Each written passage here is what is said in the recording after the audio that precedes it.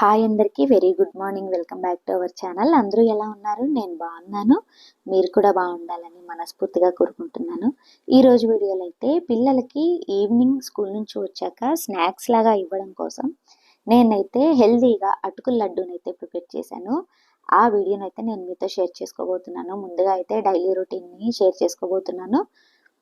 Video చివరి వరకు చూసి నచ్చితే తప్పకుండా ఒక చిన్న లైక్ ఇవ్వండి. కొత్తగా ఎవరైనా ఛానల్ని చూస్తూ ఉంటే మా ఛానల్ని సబ్స్క్రైబ్ చేసుకోండి.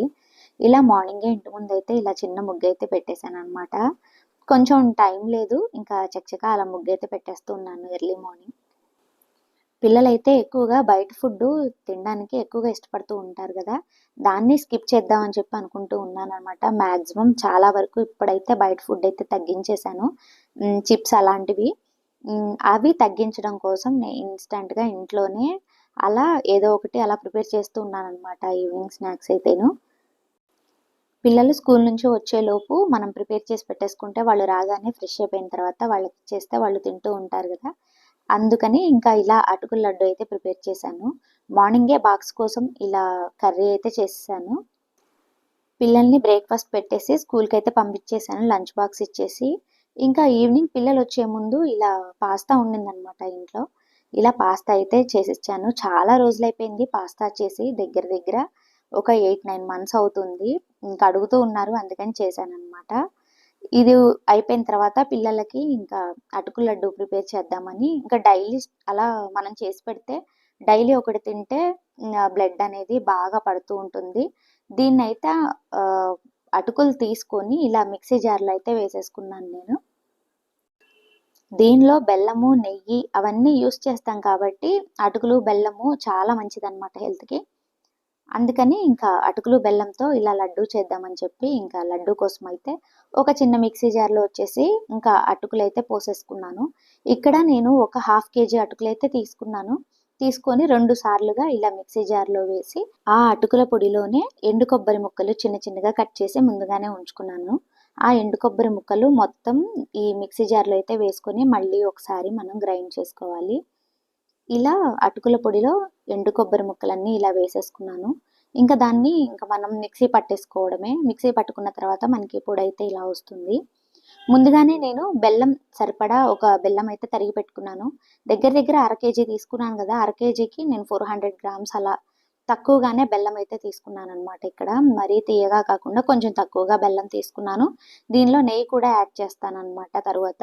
ఇక్కడ బెల్లం కూడా వేసేసి దీన్ని పూర్తిగా మళ్ళీ ఇక్కడ పట్టేసుకొని పొడిలాగా పట్టేసుకొని మొత్తం మిక్స్ చేసేసి ఇలా ఒక ప్లేట్లోకి అయితే మొత్తం తీసుకున్నాను.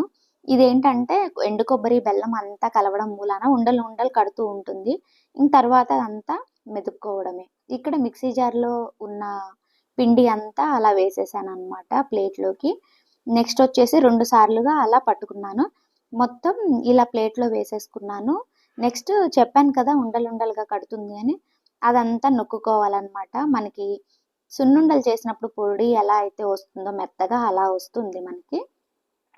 ఇక్కడ మొత్తం చేత్తో అయితే ఇక్కడ ఉండలైతే మొత్తం నలిపేశాను. అంతకుముందే కొన్ని జీడిపప్పు పలుకులు ఉంటాయి కదా, వాటిని చిన్న చిన్న ముక్కలుగా చేసేసాను అనమాట. చేసేసి వాటినైతేను ఇంకా నెయ్యిలో వేయించేద్దాము అని చెప్పి కొంచెం చిన్న ఇలా ఉంటే దానిలో నెయ్యి వేశాను. నెయ్యి కొంచెం వేడైన తర్వాత జీడిపప్పు పలుకులన్నింటినీ దాంట్లో వేసి కొంచెం నేతిలో వేయించేశాను. నెయ్యి కొంచెం అయితే ఎక్కువగానే తీసుకున్నాను.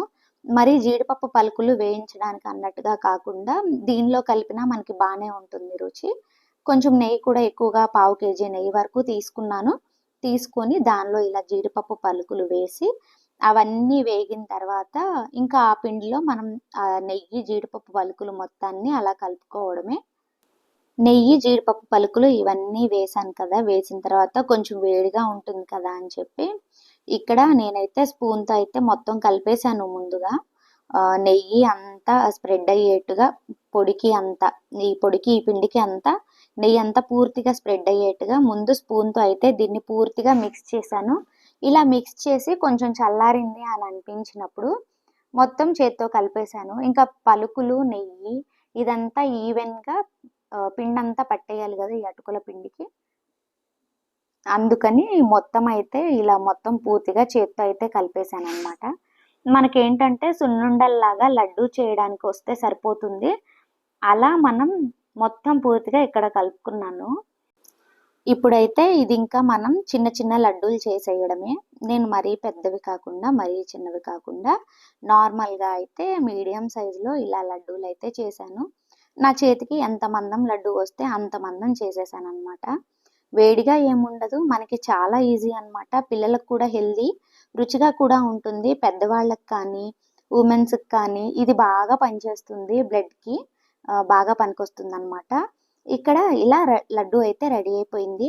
నెక్స్ట్ వచ్చేసి ఇంకా నేను ఆ పిండి తీసుకొని హాల్లోకి అయితే వెళ్ళిపోయాను. పిల్లలు ఇంకా ఆడుతూ ఉన్నారనమాట. కూర్చొని ఇంకా అలా మెల్లిగా లడ్డూలు అయితే చుడుతూ ఉన్నాను. ఇంకొంచెం టైం పట్టిందనమాట లడ్డూలన్నీ చుట్టడానికి. ఇంకా మధ్య మధ్యలో ఇంకా సిద్ధు వచ్చి ఇలా డిస్టర్బ్ చేస్తూ ఉన్నాడు. పిండి నోట్లో వేసుకొని ఉఫ్ఫు అని ఊదుతూ ఉన్నాడు. అలా చేస్తూ ఉన్నాడనమాట. పిల్లలకైతే ఇంకా చెరొకటి మొత్తం చుట్టిన తర్వాత చెరొక లడ్డు అయితే ఇచ్చేసాను. ఇష్టంగా తిన్నారు. ఎందుకంటే బెల్లము, నెయ్యి అన్నీ పూర్తిగా సరిపోయాయి దానిలో అయితేను. మొత్తానికి ఫైనల్గా ఇలా అటుకుల లడ్డు అయితే కంప్లీట్ చేసేసాను అనమాట.